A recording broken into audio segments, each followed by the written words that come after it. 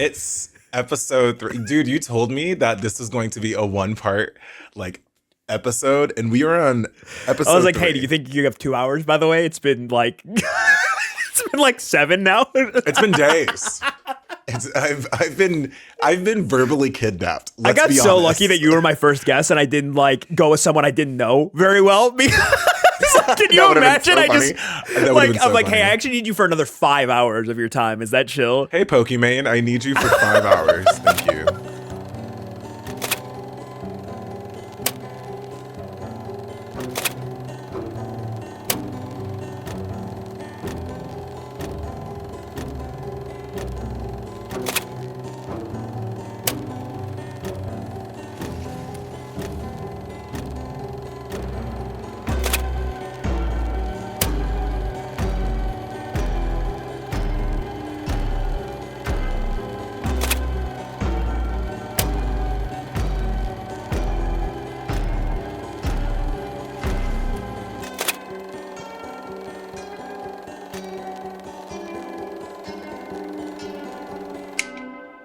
Thank you, Blizz, for your time.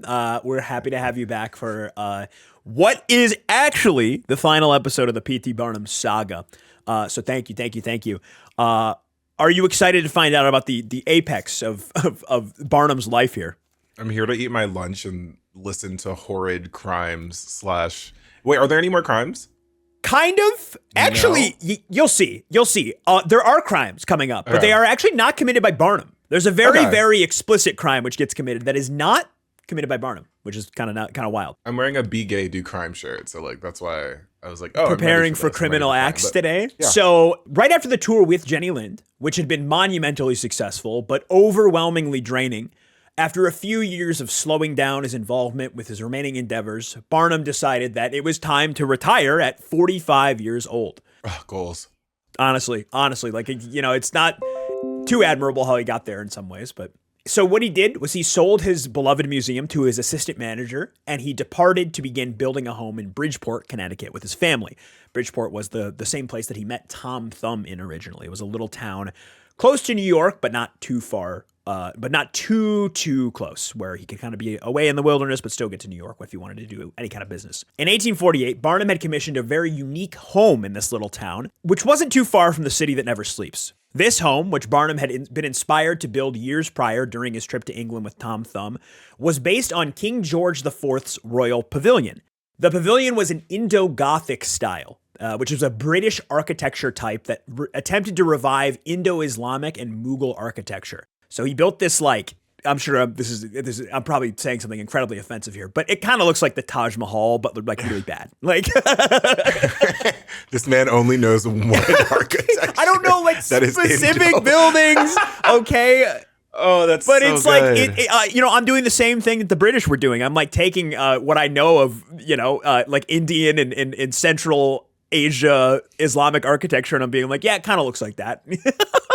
You know nothing about this is so bad. You're the British, dude. You're literally I am half British, so I cannot escape my colonizer roots, unfortunately. My condolences. I don't know. I hope it's not terminal or something.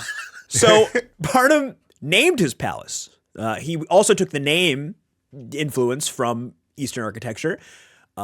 His palace was a Byzantine, Moorish, and Turkish architectural mishmash of culture. And he named it Iranistan, like the country of Iran, mixed with Istan.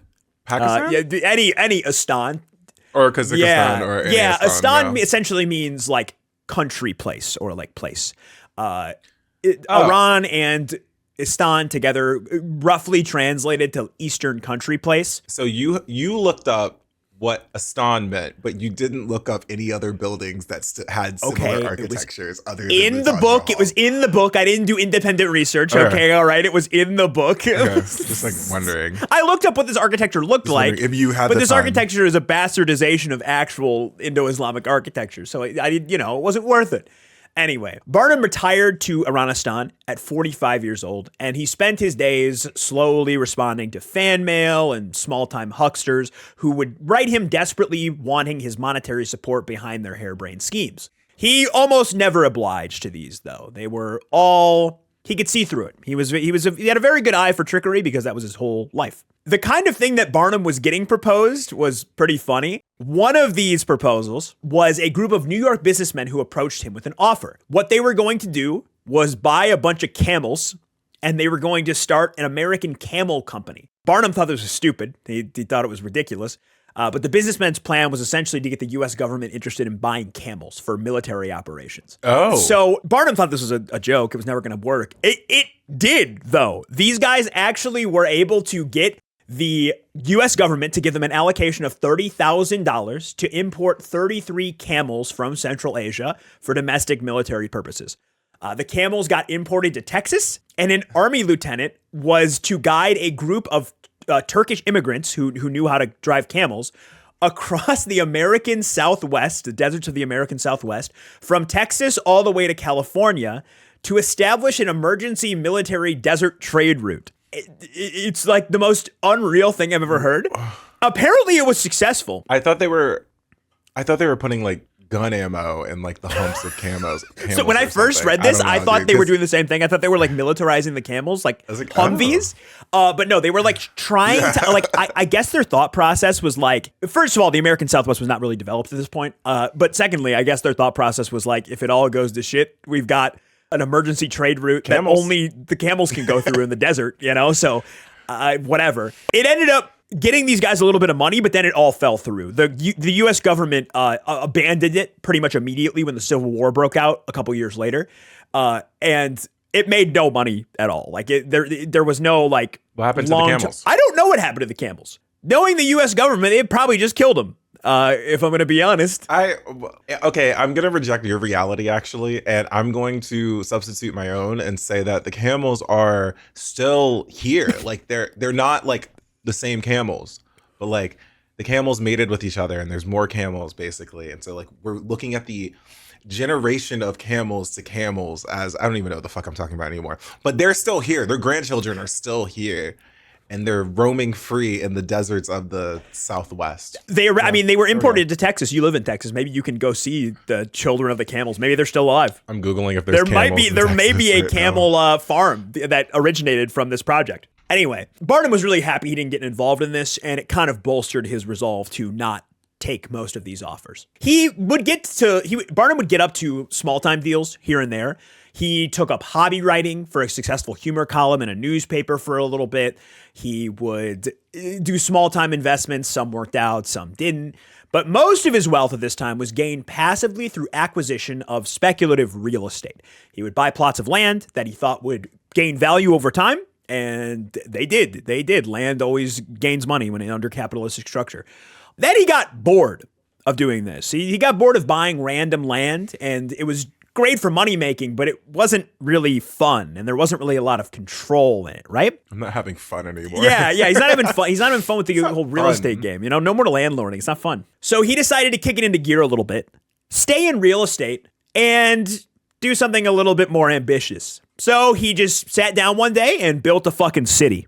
Okay, I was gonna say someone who's not a part of this call, tell me, how do you build a city? Let me tell you. So in 1951, I was shocked that I've never knew Barnum did this. I don't know if this was a common thing. I'm shocked that you haven't built a city. That's my goal. Actually, I'm not even kidding. I was reading this and I was like, this is kind of awesome, actually. Like he did some not so great things with building the city, but you got inspired by P.T. Barnum. That's wild. I'll tell you later, but yeah, kind of actually, but not wholesale, not wholesale, just in areas. Okay, just in areas. Anyway, dude, you're getting canceled on part 3. You already got canceled on part 2. I think I've gotten canceled on every single part at this point. I think it's happened 100%. every time. You remind me of P.T. Barnum. Just a heads up. Like, didn't you say you're like P.T. Barnum? Yeah, we're both kind of like P.T. Barnum. Yeah, but like as we're learning about P.T. Barnum, you know, you're really fitting into the mold of your hero. I would not call him. I don't know if I'd say he's my hero. I think that. No, you put that in our Discord messages. Nope, that's not true. I'm not leaking our Discord messages because like pay me money first and foremost. Like you heard that Patreon. Yeah. There is no Patreon. I have no way to monetize this podcast. But you know what? You can pay Blizz instead. Go to Blizz's. No, fuck your Patreon. Pay me. Yeah, just Ko-Fi or tip in my chat. There you go. Anyway, it's 1951 now. It's a few years. Barnum has retired, and he decides he wants to build a city. So him and his wealthy neighbor, William H. Noble, purchased 224 acres of land, half a mile across the river from where he now lived in Iranistan in Bridgeport. In this plot of land, they began to lay out a city plan with parks, streets, sidewalks, and most importantly, housing. Then they chopped up the land in the town and began to sell every second lot that they chopped up as either a residential or business plot of land. Knowing that presenting potential property owners on an empty, gigantic field of land was a tough sell, Barnum and Noble financed many of these lots themselves, demanding only a fraction of the cost per lot from their buyers in monthly increments at a time, so people could go build their own housing on this land at a relatively affordable cost. In return for these affordable plots, Barnum required the residents to follow rules equivalent to an HOA on steroids. There were standard HOA expectations of, keeping your lawn cut and your house clean and presentable. But Barnum also required residents to abide by kind of puritanical laws. They had to give up drinking and smoking. They had to they had to be well-to-do. They had to not have a criminal record because Barnum knew that if he did this, it would attract middle-class families to this area and keep low-income individuals out from buying this affordable housing. He was trying to build a utopic suburban city, not an affordable socialist paradise. This is like teetering on the line of potentially a cult. And it's funny because TikTok actually, there was this girl who bought like a plot of land that this guy was like, hey, I'm giving free plots of land to people. Just come over here. We have a couple of rules to abide by. Like, don't worry about it. And we're all just sitting here like, hey, girl, I'm going to follow you because I'm just trying to see if you're about to join a cult later. Barnum is interesting. He did not require residents to worship him like a cult. However, he did name a bunch of buildings, such as the school district in the town, after himself. There was a Barnum school district. There were sewing machine factories. There were billboards with his name on it. He shockingly did not name the town after himself. The town was named East Bridgeport after his town that he currently lived in. Yeah. But over a 10-year period, his project had become a bona fide city. Like it was straight up a city. It had a population. There was plenty of people that lived there. There were businesses that were sprouting up there. Streets were named after his family, and the entire town was kind of built in his image. Would you name a school after yourself? 100%. Would you name it Crub? I'm not gonna act like I'm not gonna act like I'm better than this. Not your real this. name, but like not your real name, but like just Crub Elementary. Crub Elementary is actually wild. So work. bad. It's so bad. It doesn't roll off the tongue. So why did he do this, right? Like, it does seem kind of cult-like. It seems like he's looking for control. Was he trying to subjugate the residents of this town? Was he vain? Did he just need people to worship and immortalize his legacy? Did he need control so badly that he wanted the entire city to owe its existence to him? Maybe. I don't know. But his primary goal was pretty clear. Do you remember when I said that Barnum and Noble kept every second lot in the town for themselves? That was intentional. The clean, alcohol, and tobacco-free town that was constructed in a lab to attract well-to-do families and only became more attractive every year as it began to develop. So Barnum and his partner initially gave away plots of land for very low prices. They had bought these plots of land for $200 a plot, and now an empty plot of land in East Bridgeport was worth $4,000 in value, which is 2,000% more just for moving people into the town. So they ended up making a crap. How much is that in today's terms? You know what? I've been looking this up. I need to check this. This would have been like 1860. Yeah. Let's see. Dun, dun, dun. So we're looking at per lot about $150,000 for an empty lot. Okay, wait, do $200. 200 would have been about $7,700 for empty plots. Once again, Okay. they are doing no development themselves. They are just owning the land. It's ridiculous. Okay. So just making him stupid amounts of money, like disgusting amounts of money. Yeah, that's wild. I mean, I could barely afford $7,000. Yes. I mean, I know your viewers can't. No, they're all unemployed. But like, I have a very unemployed all audience. I'm hoping unemployed. this podcast attracts a bit more of an unemployed audience to supplement them, you know? you gotta use your PT Barnum. Yes, well, tactics to the get unemployed money. audience I've captured them by giving them like very affordable plots of land in my chat room, and then I'm planning on bringing in an audience from this podcast that can buy the more expensive empty lots that I've kept open. You know, that's smart. Smart, using your PT Barnum way. It's my idol. Oh God. Barnum is interesting though because he like never went full cynical capitalist. Like everything he did seem like it was somewhat born out of personal conviction. Over the years, Barnum had begun to despise alcohol and drunkenness.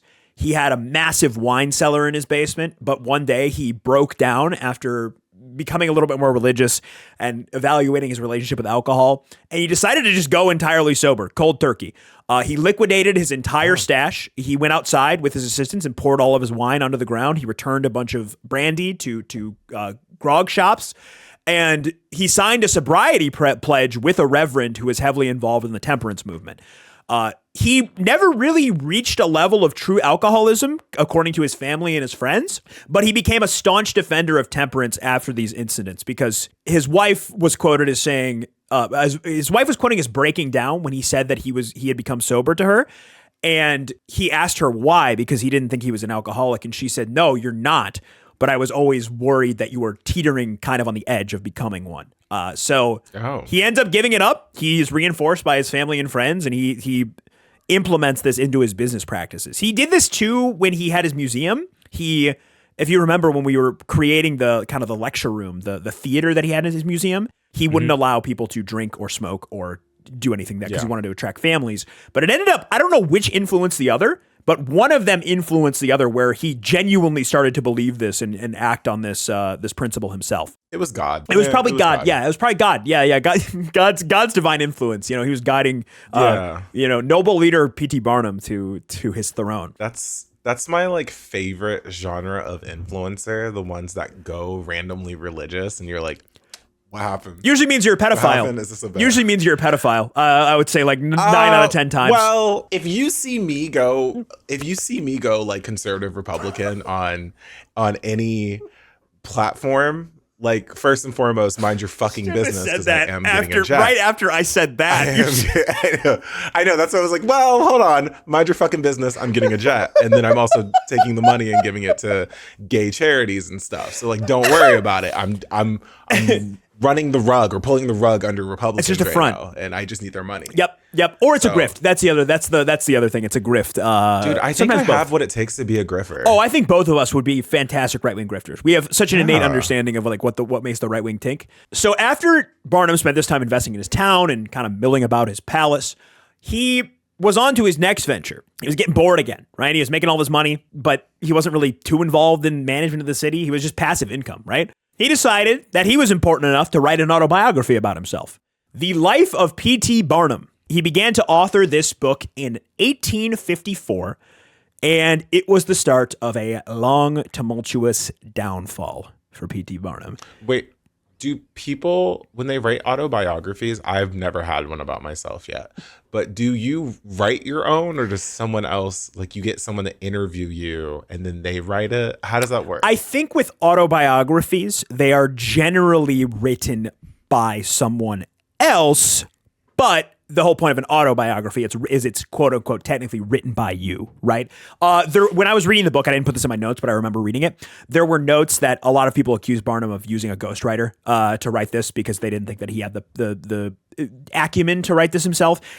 This man can't write. He was a pretty good writer though, so I don't know. I haven't read his book, because I've heard it's a relatively unreliable source because it's him giving an account of his life and he's obviously keeping things out. Yeah. But from everything else I've read from Barnum, he is actually a pretty astute writer. He is good with language. That's like his whole thing, right? He's a shyster and he's very good at language. So he starts writing this book, whether he's writing it himself or whether someone's helping him ghostwrite it. He is alive and he's writing his biography, so it's still an autobiography. First of all, writing an autobiography is like already almost always seen as an excessive expression of like haughty self-flagellation, right? If you're writing an autobiography, you think you're above the moon and the stars. And Barnum amplified this general perception of overconfidence by actually being really honest in this autobiography comparatively to what he could do. He exposed a lot of his behind the scenes work, what he did with Joyce Heth, lying about Tom Thumb's age, the fake Fiji mermaid, and several more of his smaller but notable hoaxes that he did over the years. Why did he snitch on himself? I don't really know. When people would find out about his hoaxes after being tricked, they usually had just been entertained by them, so they immediately were like, okay, that was funny. But years later, when people were just reading about these hoaxes and not experiencing them themselves, or they never found out that they had been tricked, they did not receive Barnum's dishonesty and trickery well at all when this book came out a year later in 1855. Yeah, like what's the point? Because I don't know, there's this certain type of personality that you see in like villains and sometimes heroes where it's like, if I do something, I need to tell you what I did. And it's like, no, you could just die with your secret. That's the fun part. Yes. And it's kind of hard to figure out whether Barnum is just full of himself and thinks he can just get away with it, or like he is like every single person that had a personal relationship with Barnum, almost every single person wrote kindly about him. He had very few enemies, like true enemies. Everyone says he's an honest man. Everyone said, obviously he wasn't when in his business endeavors, but for the most part in his personal life and his interpersonal relationships, he had a pretty good reputation. So it is interesting to see like Barnum doing these ridiculous hoaxes, swindling people out of their money. But then, like, did he believe that he was untouchable, or did he just want to be honest? So. I don't know. It could be kind of both. It could be one or the other. I'm not sure. That's what makes him really interesting. So critics pan him for this book, for presenting himself as a self-made man, when in reality he was just a con artist with a penchant for advertising. He was a liar and a cheat who raged against drinking alcohol and often preached adherence to religious beliefs as he got more religious over his life. And nobody likes a hypocrite. English critics over in England panned him even harder, with one article stating that, quote, Barnum had left nothing for his worst enemy to ever expose about him, for he already did it himself. Damn. They hated him. This book was kind of a tell-all. Reeling from the critical reception of the book, Barnum turned back to focusing on his town of East Bridgeport and received a caller who wanted to offer him a proposition about this town. A member of the Jerome family, who were proprietors of the Jerome Clock Company, visited Barnum. They had an offer. They were going to move their company, which was worth around $600,000, to East Bridgeport in return for a loan from Barnum to help them avoid layoffs in a year that was down for sales. Barnum was very interested in this proposition because he had a massive company, $600,000. Let's see, we did 4,000 earlier, was worth like 150,000. You 100x that plus a little, almost double it. You're looking at $10 million company, $20 million company, something like that. Yeah, very, very valuable company. Pull through. I'm doing it. Sort of. I'm probably way off people, the comments reading. No, you 100% are, but it's not even close. But the tens of millions of dollars that this company is worth. So Barnum did a little bit of research on the company, and he found out that they had a fantastic reputation. The owner had been making clocks for 15 plus years. He had a business plan which allowed him to undercut most competition in the clock industry, who was still making, for the most part, wood clocks. And this guy was making smaller and cheaper metal clocks. So Barnum looked into it. The guy had a great reputation within the business world, and he agreed. He loaned the Jerome Clock Company $110,000 in increments. He was going to give them individual banknotes, essentially whenever they needed it. However, Barnum trusted the company so much that he actually never put a deposit buy date on a lot of the banknotes that he gave them. And he simply left them blank so the company could cash them whenever they needed the money. However, Barnum did put some dates for deposit on other notes. And those notes supposedly expired over a period of time, right? They were never cashed. And so the company would come back to him and they'd be like, hey, this one expired. Sorry, we haven't used it yet. Would you mind giving us a blank one? And he'd be like, yeah, no problem. And he would write him a blank one. Little did Barnum know, these expired notes had already been cashed. Oh, he was getting scammed. He was getting scammed. Yes. They were cashing a note, then waiting past its expiry date, and then getting another blank one for the same amount of money, and then cashing that one. Barnum forgot to check. He was busy. He was, wandering around his estate, his palace. And that ended up being his fatal mistake. The Jerome Clock Company loaned around $500,000 from Barnum. And the money was not going into paying employees, that's for sure. The company went bankrupt because it's clear somebody was either just horribly misallocating the funds. And Barnum was all out of the money which he had cashed which has been cashed from his duplicate banknotes. The $500,000 was actually Barnum's life savings and more. Like, this was over what he had. This is everything. Literally all his money in the world was gone, plus some. He still owed he owed creditors. Creditors actually came and seized his home of Iranistan and all of his personal belongings, and then pestered him for more money he still owed to them after he moved his family to an apartment in New York City, where they were living temporarily till they could get back on their feet. The press ripped into him. They still hated him for his autobiography, and they tore him apart for his ignorance and his perceived self-made man status, right? He's like a Donald Trump in a lot of ways. People, he's this quote unquote self-made man who has gotten everything he has from lying and cheating. So the opportunity to rip him apart as a fraud who actually didn't know how to do business was just, it was free. It was free for the press to do. I think he like Icarused himself. So I think what he ended up doing, he exposed all his secrets and then he lost everything. And now if he ever tries to get his money back, everyone knows him as a fraud now. He is yes. He flew too close to the sun and got very into his ego. And now this is the downfall of P.T. Barnum. Yes, his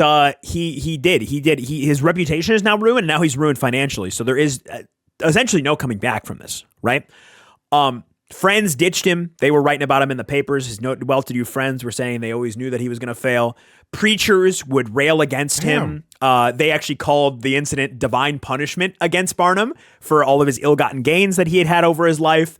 He had like everybody on his ass. Like they were tearing his ass apart. And I think this kind of drives it home that Barnum was kind of full of himself, because apparently he was shocked that so many he considered to be on his side had turned against him now that he was facing a time of adversity, when they were very much on his side when he was prosperous.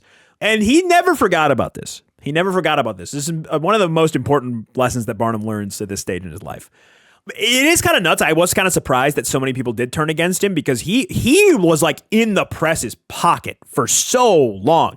Like every single exhibit he would do, he would just go to the press and they would publish free article after free article after free article. He got so much free advertising from the press. It was shocking to kind of see how quickly they turned on him. I think it was probably a public reputation thing with Barnum's I think it's either that or like they weren't really his friends. That too. They were like, right, one time you fuck up, I'm out of here, and I'm going to make sure I got everything that I need from you before I walk away. Also, you have no money. You're poor. I'm leaving. Yes, exactly. 100%. Well, what are we going to gain from you? You exposed all your secrets. You can't give us good stories anymore.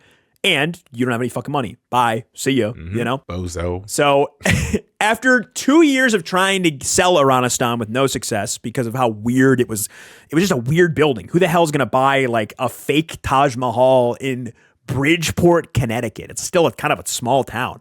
Barnum's creditors actually said fuck it and allowed he and his family to move back into the strange building in 1957 until they could find a buyer at an auction. So Barnum moved back in. He hired a bunch of workers with the little money he had to repaint, refurbish the inside of the formerly vacant home, because things were kind of falling apart. It's been abandoned for 2 years.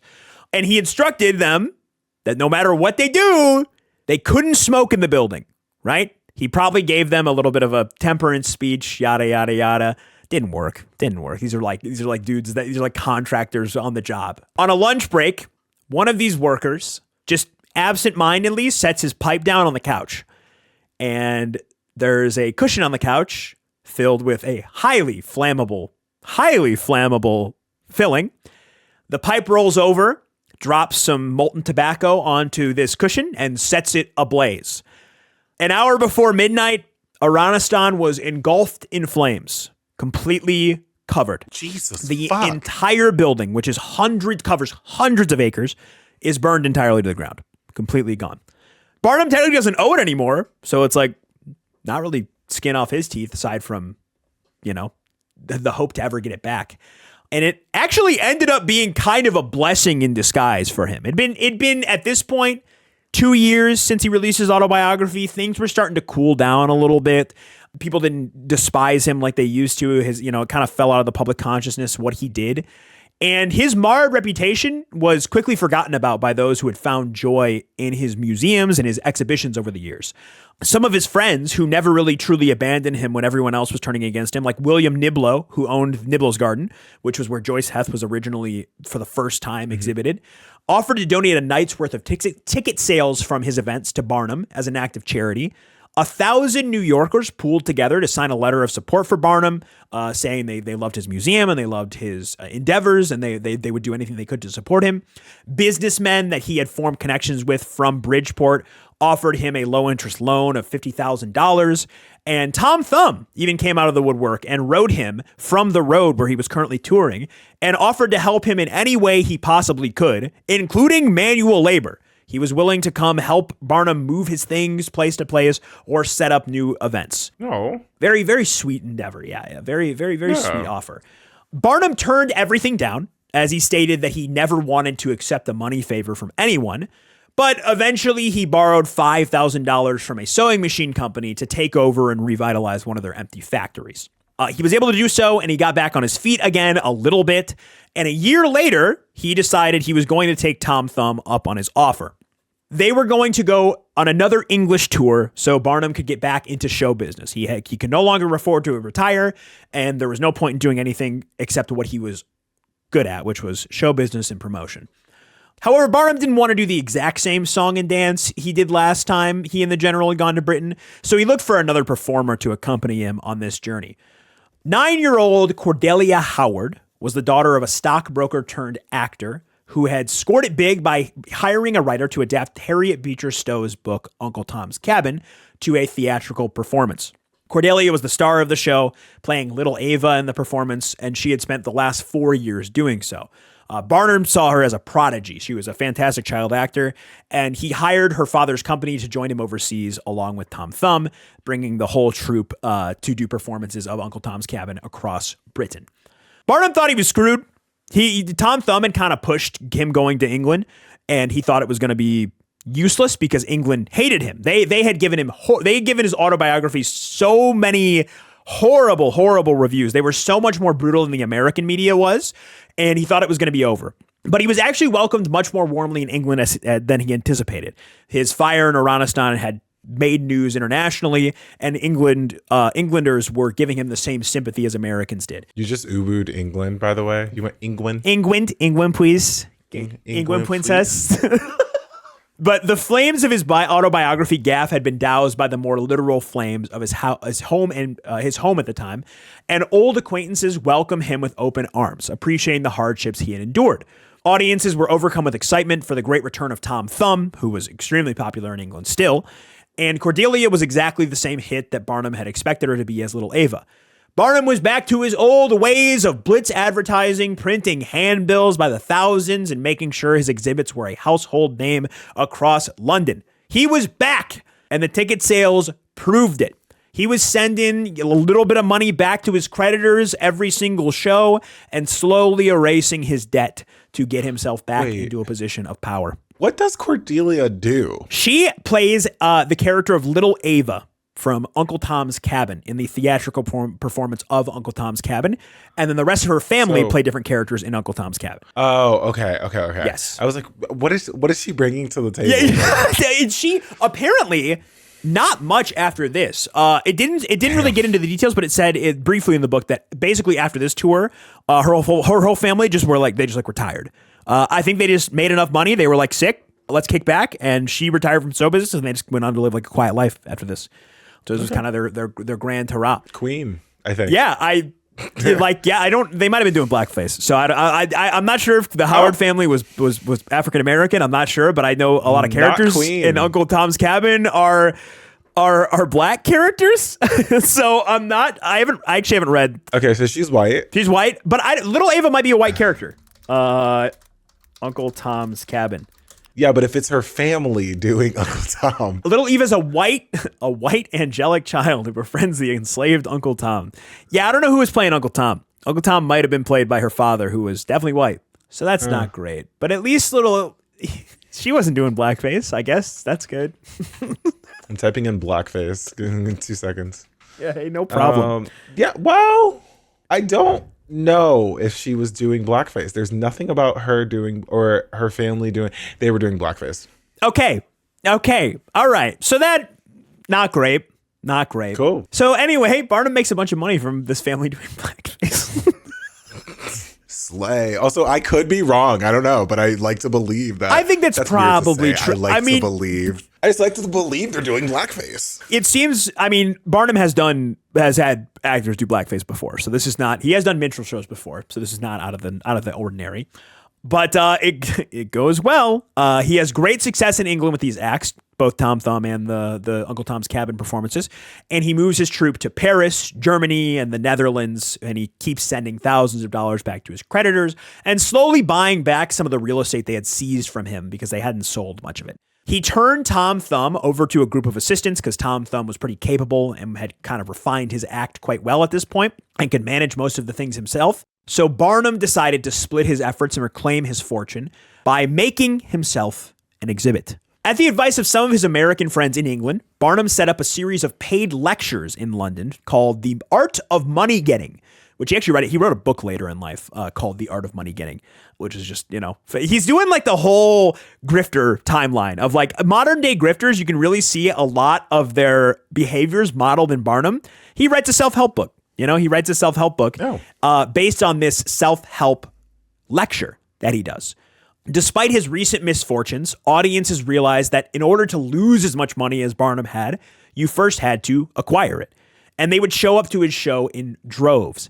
His lectures were all standing room only. He mixed humor with cliche and talking about how to manage your finances, how not to lose your finances, how to be cautious that people are not scamming you, as he recently had discovered. He talked about past experiences, shared anecdotes, and dropped quotable line after quotable line in this lecture. They were well received by the public and critics alike, and many major London papers praised them in the critical review sections. Barnum ended up delivering his lecture to over 100 times in England, including at Cambridge University and Oxford University, to riotous crowds, all while Tom Thumb is passively making him income on his own separate tour with Barnum's assistant managers traveling with him. After these lectures and after Tom Thumb's tour, Barnum and Thumb returned home. And Barnum was being celebrated more than he had ever been in his entire life for losing it all and immediately bouncing back. Papers exclaimed that Barnum wasn't just back in the country, but he was back, baby. He's so back right now. He's so back. We're back. He actually went and bought his fucking museum back. He had sold his museum, as you remember when he retired. He sold his museum to his assistant, but his assistant was not good. He wasn't a showman. He was letting the museum fall into disrepair. So he buys the museum back and he gives his lecture that's been doing extremely well inside the lecture room of the museum, which is the amphitheater that he built. It's sold out. There's thousands of people waiting outside, thousands of people trying to get in, and it's a raucous performance. The museum was back in his hands, and life was good. He came back. Barnum had also become occupying his mind with supporting the Union War effort, as the Civil War was in full effect now in the 1860s. Now that the Civil, he joined a vigilante group which investigated around New York for signs of disloyalty from Confederate sympathizers. This kind of owns. He's like trying to dig out like pro-slavery moles in New York. And like, he's not doing it for cynical reasons. Like, there is no benefit to, like, he genuinely, like, from everything I read, he genuinely believes this shit. Like, he really is, like, despite his racial exploitation of artists and show business, the dude's he's not pro-slavery. He is not pro-slavery. He is very anti-slavery, which we'll find more about. He's like PR's, like, dream right now. He is. He's like, this is big for him. He's fine with exploiting like minorities for money, but like he doesn't want to like kill them because then where's your money go then?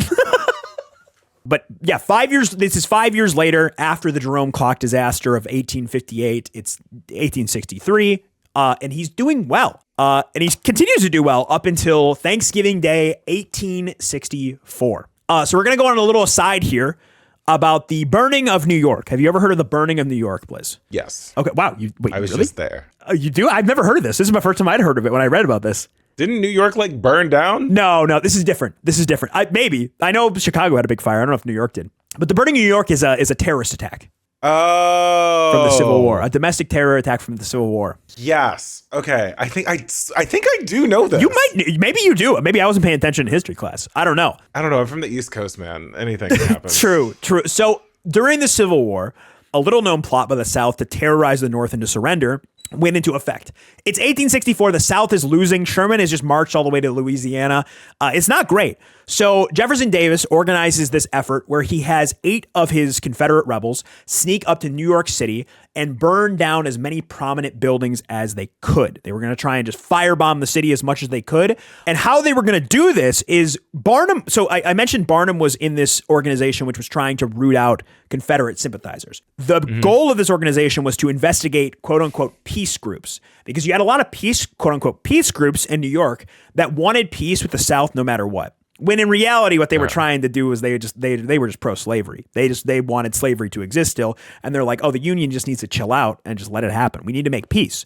So Barnum hated these people, and he was trying to root them out, and he had a good nose for it because Jefferson Davis utilized these groups who were full of Confederate sympathizers to enact this terror attack. So these peace groups went into the street and prepared for the fires to be set.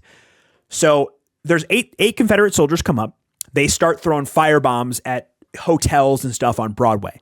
The Confederate peace groups run into the street and start panicking before the fires even get out of hand. They start panicking, they start yelling, they start screaming, they start inciting panic with other people that live in the neighborhood, and the street becomes just like full of people trying to get out of buildings to make sure that the fucking building doesn't get burned down while they're in it. So there's chaos, there's a ton going on.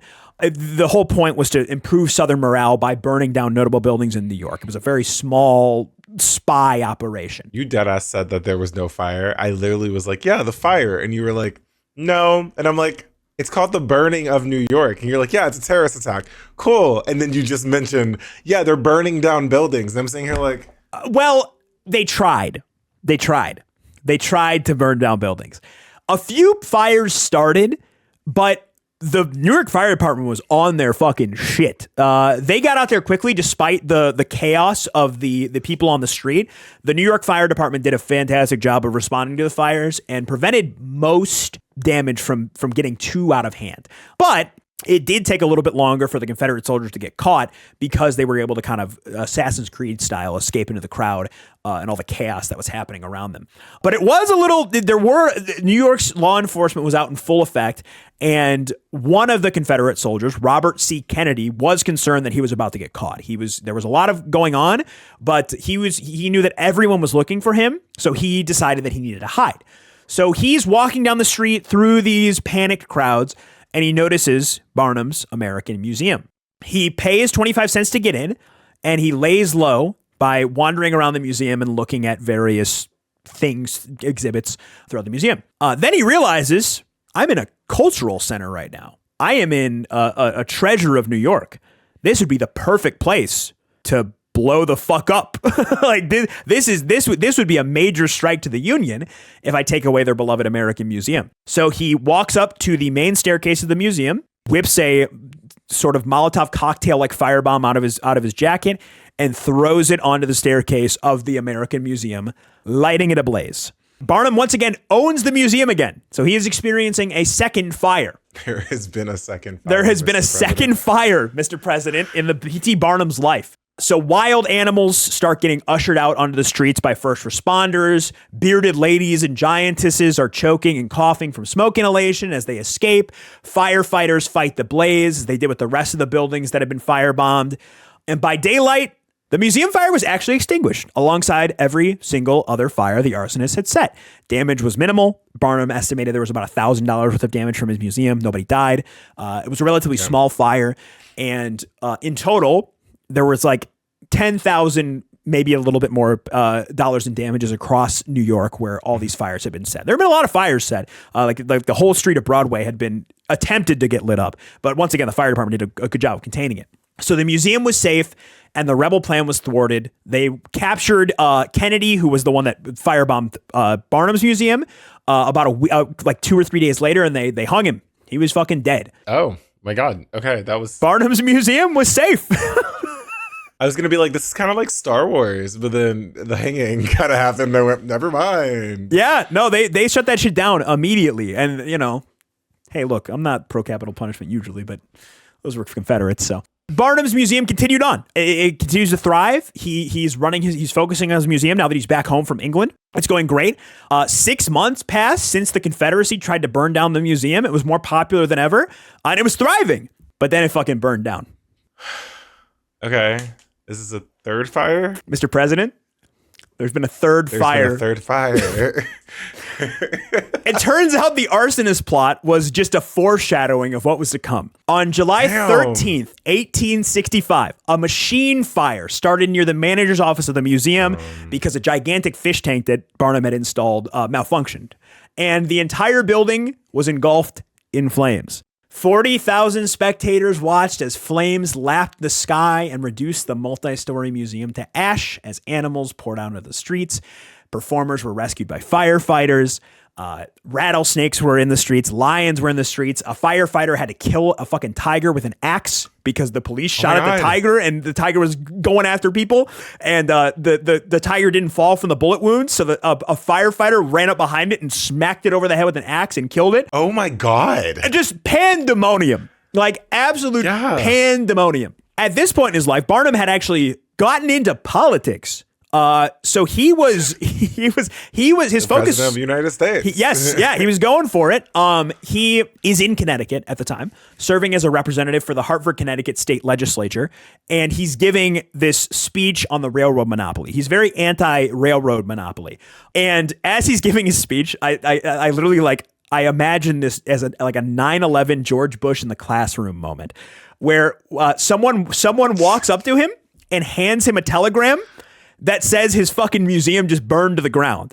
He looks at it, pauses for a minute. Whisper in the ear, they hit the second tower. It's literally the exact same thing. He looks at it, puts it down, and finishes his speech. No reaction. Just acts completely unfazed. I've been joking about this entire episode. Yes. And it actually happened. He actually has a 9/11 moment. Yes. Oh, what's your 9/11 moment? It's a wild thing. He finishes up his speech, he walks out, and then he fucking breaks the hell down. He freaks the fuck out, obviously, right? He had been building this museum for decades, and it's gone. It's just completely gone. It's not even just the monetary blow that it served him, but it was his whole life's work. He truly lost everything at this point. He takes a couple days to recover from it, and then he consults his friend Horace Greeley, who is an editor for the New York Tribune, on what he should do. Greeley says, quote, "Accept this fire as a notice to quit and go a-fishing." Barnum considered it. Maybe it was time to stop this pursuit of fortune and fame and just go make an honest living. Go be a fisherman for the rest of his life. But he didn't believe Greeley. He didn't believe that his friend actually thought this, because after the fire, Greeley wrote an article lamenting the loss of the great American Museum. His article stated, "We mourn its loss, but not as without consolation. Barnum's museum is gone, but Barnum himself happily did not share the fate of his rattlesnakes. There are fishes in the seas and beasts in the forests. Birds fly in the air and strange creatures still roam the deserts. Giants and pygmies still wander up and down the earth. The oldest man, the fattest woman, and the smallest baby are still living, and Barnum will find them." He believed that it's essentially all that to say, he believed that Barnum was able to still be a sideshow connoisseur for the rest of his life. Yeah, he could have just said that. Yeah, he could have. This is one of those. This could have been in an email, and the email could have been one sentence, and we would have been like, He's a writer. He's a newspaper writer. Okay, I'm tired of writers. +2 actually, +2. Barnum took it on the nose and didn't miss a beat. He immediately leased an old building on the west side of Broadway and spent 4 months painstakingly directing carpentry and painting. Because even though he lost his museum, luckily this time it didn't financially ruin him. He filled it with a series of oddities and exhibitions he purchased from hundreds of small collections because he'd lost all of his other oddities in his last museum fire. And he brought back his cast of thespians and freaks to continue performing under the new roof. On November the 13th, 1865, Barnum's new American Museum was open for business 4 months after his last one burned down. And it did better than any other entertainment venue in the city still, despite the remodel. Now that Barnum was back on his feet, he could focus on non-business endeavors as well. Most notably, his political pursuits. He was still in the Connecticut state legislature. Okay, so he's a Republican, right? Republicans are still the preferable party of the two at the time. They are the anti-slavery party. I can't believe you said this that. Is before they are. This is before the Southern strategy. Hey, chat, don't worry. He's getting a private jet. The Democrats are pro-slavery. They're pro-slavery in this era. Don't worry. He is getting a private jet, and he is donating the money to a gay charity. Don't worry. I am. I've kind of hinted at this a couple times. He was like weirdly woke. Like he is like extremely progressive for his era. One of my favorite quotes from him that he says as a politician, it has always seemed to me that a man who takes no interest in politics is unfit to live in a land where the government rests in the hands of the people. It's like, damn, okay. He's making fun of the no politics cozy streamer Andes. Okay.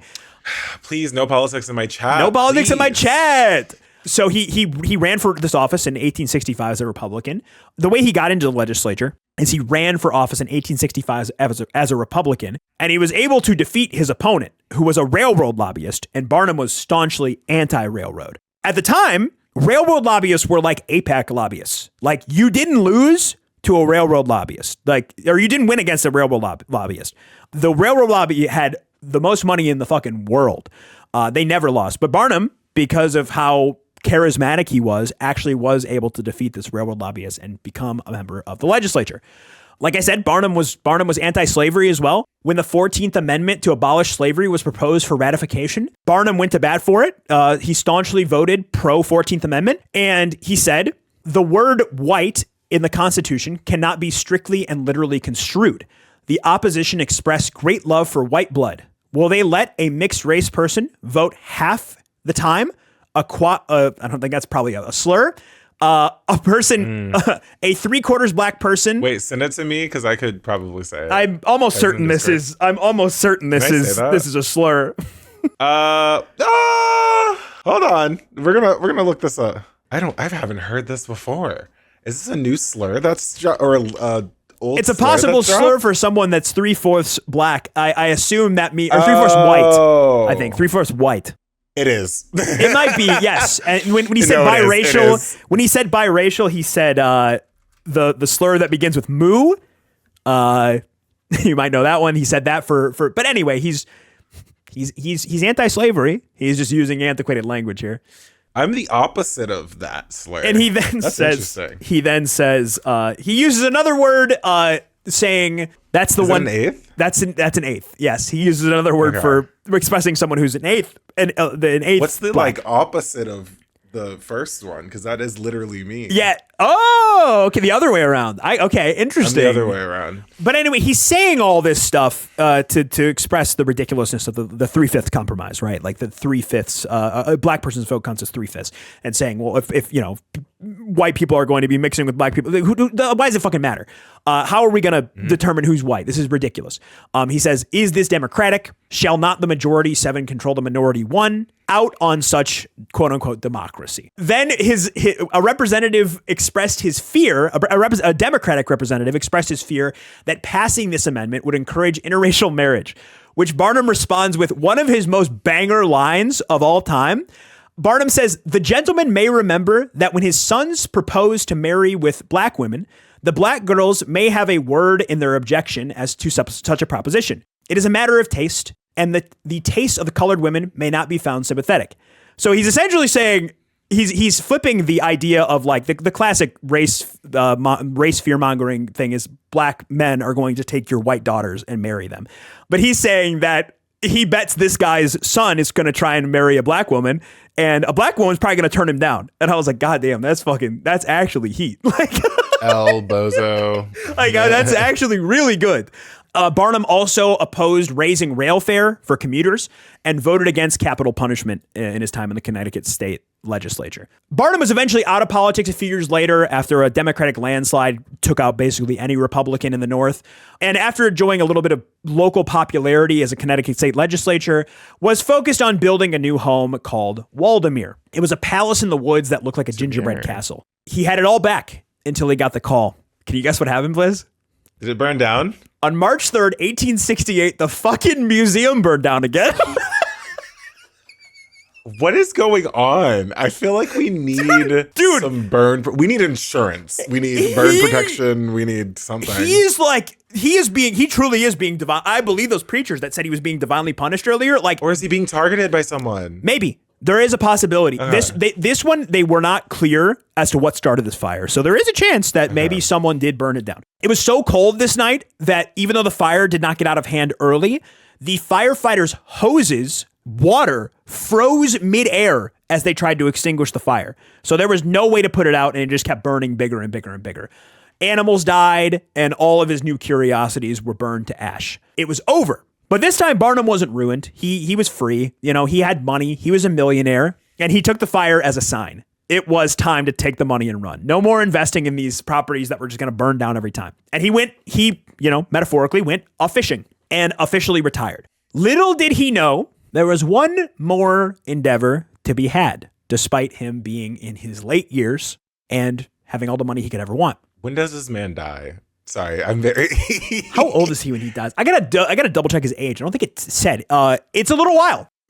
He's still alive. Jesus. I think right now he's about 60. So he's still got some years in him. He's gone through too much shit. He's gone through a lot of things. He has had a very eventful life. Yeah, okay. But this next endeavor is the reason that probably 90% of the people listening to this even know who he is, and probably why you and I even know who he is. And that is the greatest show on earth. Oh.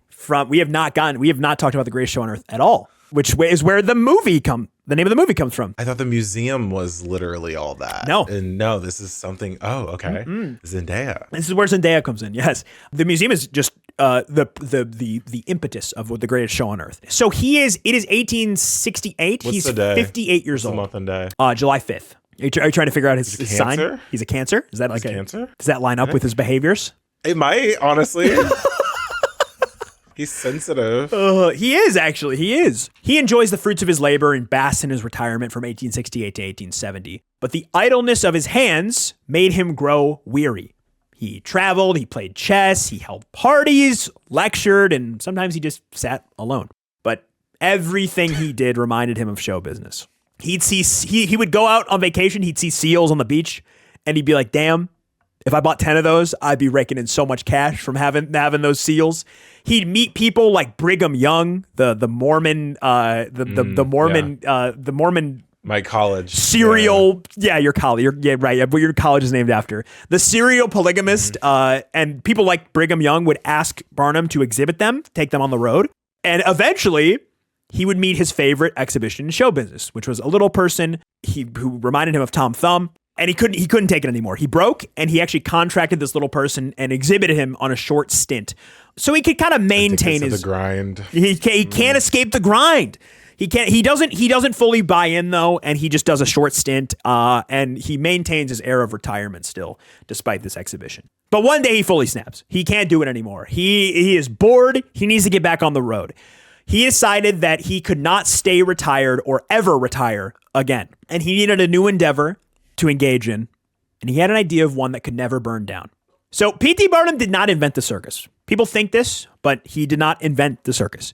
Circuses have existed in human history all the way back to ancient Egypt, Crete, Rome, and Greece, and the modern circus originated in England in the mid-18th century. In the U.S., the first modern circus was shown in an amphitheater in Philadelphia by an equestrian stunt rider named John Bill Ricketts from England. And President Washington even attended this circus, which was known for its tightrope walks, clowns, and trained horses. A lot of the classic circus acts. Barnum knew little of the circus. The only time he had any kind of experience with circuses was when he had a brief stint when he was traveling with the Turner Circus after the Joyce Heth hoax. But with an invitation from a former roustabout named Cameron Coop. A roustabout was a dude who would like dismantle and put up. He was like the logistic guy for circuses, basically. He would put the tent up and organize all the acts and all that stuff. And another former clown named Dan Costello. Barnum created the Great Show of Enterprise in Brooklyn underneath 3 acres of canvas tent. And it killed. I mean, Barnum essentially was just doing what he did at the museum, but under a tent. He exhibited freaks, little people, exotic animals, and he would run parades around his tent or around his circles in the tent. The show went on the road from New England to the Midwest, all the way to California. The first season of touring netted the troupe $400,000 in ticket sales. Jesus Christ. Just tens of millions of dollars in today's currency. Coop, the circus roustabout, the logistics guy, convinced Barnum to start shipping the circus around the country via train, and it grew bigger and bigger and bigger. It was even more successful when he began improving the logistics. Despite this, Barnum wanted to test his luck one more time, and he wanted to get back into having a permanent installment for his circus. Because if he had a permanent installment, he would be able to test out more new acts. It was hard to get new acts into the circus when it was constantly on the road. He had no time to test or try out new things, and it was very difficult to transport new things across the country. So Barnum opened the Great Roman Hippodrome in New York City, which is actually it was actually located where Madison Square Garden is now, in April of 1874, and filled 10,000 seats for his first circus performance under a permanent roof. So now Barnum is adding a ton of acts. He's adding a grand procession of triumphal cars with over 1,000 performers acting as representations of historical monarchs and rulers of the world who circled the arena. This was his opening act. He had 1,000 people come out dressed as Napoleon, dressed as Cleopatra, dressed as English monarchs, all circling the arena. Then chariot races followed. Tightrope walkers were added. Japanese acrobats came in. He got monkeys who would race each other, and he added clowns as well. Barnum then began taking his expanded show on the road after figuring out what worked and what didn't at the permanent installation, and he would lease his name out to other circuses who could use the Barnum name. He franchised himself, essentially. Eventually, he, Coop, and Costello had a falling out, and Barnum bought them out and maintained rights to his circus all on his own. While searching for curiosities to add to his show in Germany, which was he was on a bit of a break and he was finding new things to add to the show, Barnum got news that his beloved wife, Charity, who had been with him for over 40 years, was dead from a paralytic stroke. He came home and he buried her alongside his family and headed to London for some time in quiet. He and Charity had been together. She'd been with him forever. There had been stories that she'd been a bit withered by Barnum constantly being on the road, but still supported him nonstop. She was a great supportive wife, but was kind of raising the kids by herself, and it was tough. It was hard on her. Yeah. There were also rumors that Barnum had been unfaithful at times, though Charity never corroborated like this. There were a lot of stories that came out about Barnum possibly being unfaithful. I mean, men ain't shit, so yeah. And it is what it is. Also, right after Charity died, 10 months later, Barnum married a girl 40 years younger than him in England, where he went for quote unquote quiet time after his wife died. Typical man. Yeah. Her name was Nancy. This is one of the weirdest things Barnum does. So her name is Nancy Fish. He met her when she was 8 years old in England. Oh. So she's not 8 now. Well, yeah. But he meets her family. He becomes friends with her dad. You know, they're like an aristocratic family. Over the years, they occasionally come to visit him in America. They come see his shows. Nancy is a huge fan as a child of Barnum's exhibitions. At one point, they're naming a dog, and her father wants to name it something. I forgot what it was. And she insists that she name it Barnum instead. She idolizes him as a child. And then eventually, she gets older and older, and then Barnum eventually falls in love with her when she, supposedly when she becomes an adult. At this point, I think she's 19 years old, and Barnum's 60. So it's some freak shit.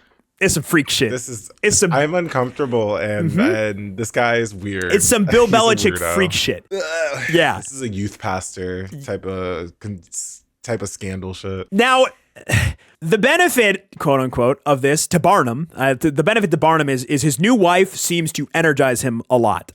She's kind of a kid, so she brings out his childlike wonder a little bit. He kind of gets back to being very energized after trying to retire for so long, and he starts going hard as fuck on his circus. He auctions off the Hippodrome, the permanent installment that he had in New York, which he no longer needs because he's on the road nonstop. And he obtains kind of a new lust for life. In 1880, after years of enjoying being at the top of his industry, expanding his circus, going on nationwide tours, back and forth nonstop, being the only owner of his circus, he is seriously challenged for the first time, kind of in his life, actually, not just in the circus industry, but kind of in his life. A competing circus known as the International Allied Shows, owned by a Cooper, Hutchinson, and Bailey, was making waves with their elephants, drafts, and soon-to-be first big top illuminated by electricity rather than gas. They were on Barnum's radar. He knew about them. On March 10th, 1880, one of International Allied Show's elephants gave birth in captivity, which is, it's nuts. This is the first time in recorded history an elephant was ever born in captivity. No zoos. Oh my God. This is the first time. Kind of nuts. And the media was in a frenzy over it. I mean, everyone wanted to see this baby elephant. So Barnum taps in. He sends a telegram to the International Allied Show boys and offers them $100,000 for the baby elephant and the mother. Little did he know, James Anthony Bailey, who was one of the owners of this circus, was kind of on his level. He quickly wired Barnum back a picture of his own letter, his own offer letter for $100,000 on an ad for International Allied Shows that said what Barnum thinks of the baby elephant. He knew what he had, and he was going to use Barnum's offer as kind of a showpiece of like, look how much people want this. You're gonna want to come see this elephant. Look how bad our competing circus wants it. Oh, kind of owns Barnum. He kind of owns him. Yeah. But Barnum is like stoked. He's like, hell yeah, I finally got some competition. Like I finally got somebody who's on my level. I got somebody who's worth my steal. Bailey at the time was 30 years younger than Barnum and was just, sharp. He was at the top of his industry and giving Barnum a run for his money. So Barnum asks to go see this guy. He wants to go see Bailey. He's impressed by him. And he meets with Bailey and his partners and he offers them a proposal. After a few days of negotiation and finding out that both circuses actually happened to retain the same lawyer team, all four of the men decided to combine their circuses into one gargantuan show. The first event was a parade in New York City featuring all of the performers from both circuses walking down the street. Attendance was over 500,000 people throughout New York. People were paying for views from roofs and windows. Companies were leasing out rooftop space, just anywhere you could actually see this parade happening. Leopards, hyenas, Native Americans, steam organs, brass bands, elephants, and more walked down the streets of New York City preparing for their first show in what was now Madison Square Garden. Used to be the Hippodrome. It was now Madison Square Garden. When the first circus happened the next day, there were 9,000 people in attendance who had bought tickets, with another 3,000 attempting to get into the venue from outside. The new electric lights that the International Allied Shows brought to the table made the performers dazzle in ways they had never dazzled before. You had the sequins on the performers' outfits just glowing in this new light, and several prominent newspaper editors in attendance wrote equally glowing reviews of the circus. After some success, Bailey's partners sold out their shares, and it was just Barnum and Bailey who took their show on the road. They were the perfect pair because Bailey hated the spotlight. He was not a showman. He could be if he needed to be, but unlike Barnum, he was really happy to just work behind the scenes. He was a logistics master. He had been able to transport his elephants internationally to exhibit his circus internationally.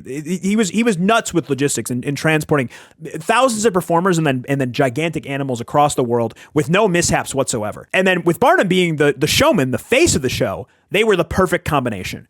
Barnum was so famous that a simple poster of literally just his face could be posted in a town, and everyone there knew that the greatest show on earth was headed to perform soon. Just Barnum and Bailey's. Yes. Barnum and Bailey's. Another name for them? Isn't it like Ringling Brothers. The Ringling Brothers, I believe, came into the picture after Barnum actually died. I think they were kind of like a modernization. Yes, they're different people. The Ringling Brothers are a separate circus, which combined with Barnum and Bailey. They're one circus now, but they didn't used to be. So Barnum's greatest acquisition during this period, as behind the scenes, he's got Bailey to manage all the logistics. Barnum can focus on acquiring oddities. He attempts to acquire this elephant named Jumbo. So Jumbo was captured as a baby by a band of Hamran Arabs in Central Africa and transported by riverboat to the coast.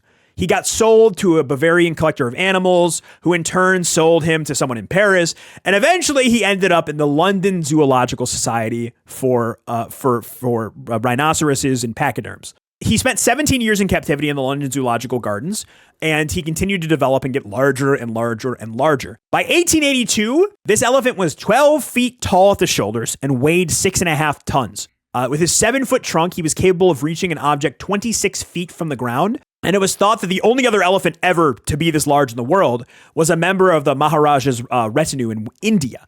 Jumbo's daily intake of food included 200 pounds of hay, 15 loaves of bread, and an assortment of oats, biscuits, onions, fruits, all kinds of stuff. He also drank 5 pails of water daily and a quart of whiskey to keep him kind of sedated. Okay. So yeah. He reaches this stage in his life that apparently is common for male elephants called, I think it was called like musk or something. It was called like must or something, where they get really irritable and they like will kill everything around them if they are not. Yes. I forgot about that. But apparently he's reaching this stage while he's at this London Zoological Society, and he's the only elephant they've ever had. They don't know what the fuck to do about it. So Barnum sees this as the perfect opportunity to buy this elephant. He's heard about this elephant for years. This elephant is internationally famous because of how large it is. And eventually, after some negotiation, the London Zoological Society realizes that Jumbo is not worth the risk anymore, and Barnum will take on the responsibility of him killing people for $10,000. So Barnum buys him and transports him to America. The English public is outraged at Barnum again. He didn't give a shit, but they were mad because Jumbo was kind of the pride of England at the time. He was a beloved cultural figure in England. He had been there for 17 years and had charmed thousands. But Barnum transports him into America. In total, it costs Barnum about $30,000 for transit plus the cost of the elephant itself. But in 6 weeks, Jumbo is trained to eat peanuts, to eat candy, to grab things with his very long trunk. And Barnum makes $336,000 off Jumbo in 6 weeks. All right, money. It's so much money. It's so much money. Tens of millions just from Jumbo. Jumbo spends about 3.5 years on the road, delighting crowds and eating peanuts and candy. He does tricks and just honestly just being fucking massive. Like just the fact that he's so big is mind blowing to people. Because most elephants, from what I was reading, are like 7 or 8 feet tall. Jumbo is almost double this. There's a bunch of pictures of Jumbo online of like just posters and stuff of him. Steroids. It's the roids they're injecting him with. However, Jumbo's life tragically ended in 1885 in cartoonish fashion. It's unreal. So a show is ending and Tom Thumb is transporting Jumbo from the big top to the train where they are going to their next stop. As he's preparing to put him on the train, an unscheduled special delivery train starts screaming down the tracks toward where they are currently standing. Jumbo gets scared and freezes on the track. Tom Thumb notices the train coming and tries to jump out of the way, but it clips his leg and breaks his leg. Luckily, he's fine. He ends up recovering from this. He's totally fine. But Jumbo just gets obliterated by this train. It is like, for all the accounts I read, it was like brutal. Just a brutal death. So Jumbo's dead. I'm imagining like an explosion. Yeah, it was 12 foot tall elephant getting hit by a freight train going, 60, 70 miles an hour. Unreal. The circus was still successful after this. People mourned Jumbo's passing, but Barnum never found another Jumbo. This really was his last hurrah. He engages in his last great act of showmanship in 1889. He doesn't have an exhibition, but this is one of his greatest achievements. Bailey recommends that their circus travel to England for the first time. They go overseas. Barnum knew that Bailey had the skill set to actually travel overseas with a large troupe like this, but he was concerned that the country may still resent him because he took their beloved creature of Jumbo away and then he fucking killed him by accident. But he agreed to go anyway, and he once again was welcomed with open arms by the very forgiving English public. He and Bailey did 100 straight nights of sold-out shows, with Barnum making personal appearance in nearly every single one of them, giving a speech or performing in one of the acts, just being a part of the show. After this, he returns to Bridgeport with his wife. He had built his new young wife. He built her a home and left circus management entirely to Bailey as his health began to fail him. On April 7th, 1891, Barnum is almost 81 years old. Barnum asked his wife to know the total of that day's circus receipts and told her that his last thoughts were with her. At 6:34 a.m., P.T. Barnum passed away in his bed. Thousands attended his funeral, and his wife wrote the last chapter of an updated autobiography that he had been writing in his later years. She said, quote, "But a better fame is his, for though the busy hands are folded, the cheery voice stilled, and the kindly smile hid forever, he lives in the love of his devoted family, in the hearts of all who came within the circle of his wonderfully magnetic personality, and it will be long ere the world forgets P.T. Barnum." Then, as I was reading the book, the final passage I thought was interesting of the book that he said about Barnum. Long, long before, as a boy of 10 years old, Barnum had dreamed of a shimmering magical place known as Ivy Island. It had disappointed him, but still he held the dream, and eventually all the wide world became the fairy tale land that he had cherished on that hot, sunny day in childhood. The dream had been made a reality, and now he needed to dream no more. That's P.T. Barnum, Blizz. Boo, That's this guy P.T. sucks. Barnum. He's not great. He's not great. He's not. It's an interesting story. He's a complex figure. He's definitely evil. Like, don't get it twisted. But it is interesting seeing his influence on like modern. So much of what he did is present in modern politics, entertainment, and just general culture. And I feel like he is not thought about very much. You look at like Walt Disney. Everybody knows who Walt Disney. Everybody knows exactly what Walt Disney did. They know what all of his like influence lives on through his creations. Barnum's a little bit different. His influence lives on through like his cultural impact, right? Like it's more there aren't things with his name. Like the circus still exists. The Barnum and Bailey and Ringling Brothers Circus still exists, but there aren't things with his name on it everywhere. It's just kind of like the behaviors which he exhibited like became part of like, they're like embedded in American capitalism, specifically in the entertainment industry. I hated this man. It's part 3. I was like, this might turn around for me. It didn't. Yeah, I thought this man sucked. You know, maybe all the fires are gonna quell his lust for power and his exploitation of others. Not really. He's in hell currently. Not really. I don't think P.T. Barnum made it to heaven. I don't think he did. I don't think he made it to heaven. Let's be honest. I don't think P.T. made it to heaven.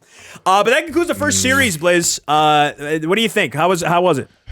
Thank God I'm done. Yep. We only 8 hours later. Also, if any of you care about the camel situation that happened in the beginning of the episode, so they did sell the camels. Like the Civil War happened and that like threw everything away. But then they tried to sell the camels in the auction, and they ended up selling some, but then others escaped randomly and just started living their lives in the wild. And they survived for like several years. So apparently there could still be camels out in the desert. If you do see one, it's probably from this the experiment. Okay. Well, I guess if anyone is exploring the deserts of the Southwest, let us know if you see any camels. Is Texas Southwest? No, I think it's kind of. Yeah, sort of. Okay. I think it would be more of the They South. called it the U.S. Army's Texas Camel Experiment. That is unreal. That is unreal. That is literally what it's called. And I'm like, good Lord. Okay.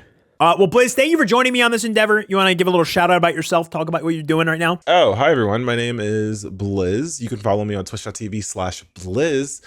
I am, trying my best every day. I cover true crime cases. I watch a lot of body cam footage, and I play video games till my brain goes to goo. So that's all you need to know about me. And if you want to know more information about me, fuck off. So true. Blizz, thank you for being on all these episodes. I appreciate you very much. I got to shit so bad. I do too. I got to piss.